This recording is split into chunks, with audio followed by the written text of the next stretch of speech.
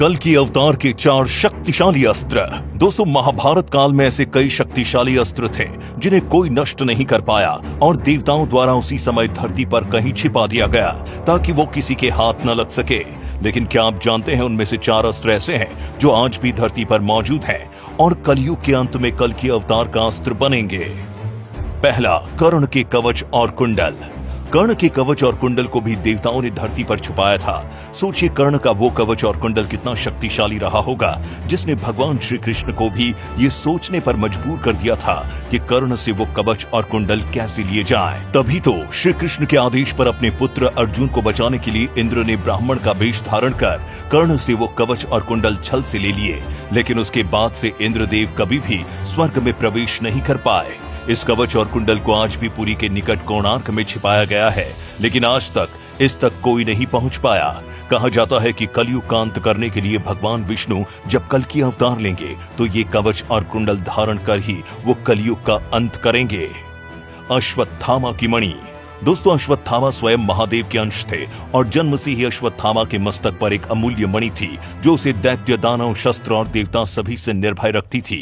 इस मणि के कारण ही अश्वत्थामा पर किसी भी अस्त्र शस्त्र का असर नहीं हो पाता था। लेकिन कहा जाता है जब श्री कृष्ण ने अपनी सुदर्शन चक्र से अश्वत्थामा के केश काट डाले और उसके मस्तक की मणि निकाल ली, उसके बाद से आज तक अश्वत्थामा धरती पर ही घूम रहे हैं।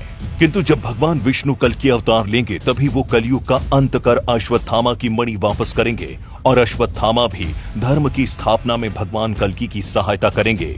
सोचिए अगर आज ये मणि किसी गलत हाथ में लग गई तो क्या होगा। पांचजन्य।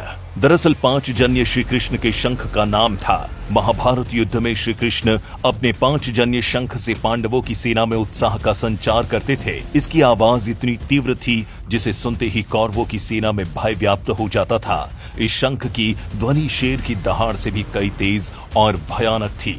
कहा जाता है कि ये शंख आज भी मौजूद है। इस शंख के हरियाणा के करनाल में होने के बारे में बताया जाता है। दिव्य धनुष और तरकश। दधीची ऋषि की हड्डियों से 3 धनुष बने, गांडीव, पिनाक और सारंग, जिनमें से गांडीव धनुष अर्जुन के पास था। माना जाता है कि गांडीव धनुष की टंकार से सारा युद्ध क्षेत्र गूंज उठता था। अर्जुन को ये धनुष अग्नि देवता से प्राप्त हुआ और अग्नि देवता को ये धनुष वरुण देव से प्राप्त हुआ था। पिनाक भगवान शिव के पास था। भगवान शिव ने इस धनुष के द्वारा ब्रह्मा से अमरत्व का वरदान पाने वाले त्रिपुरासुर नामक राक्षस का अंत किया था।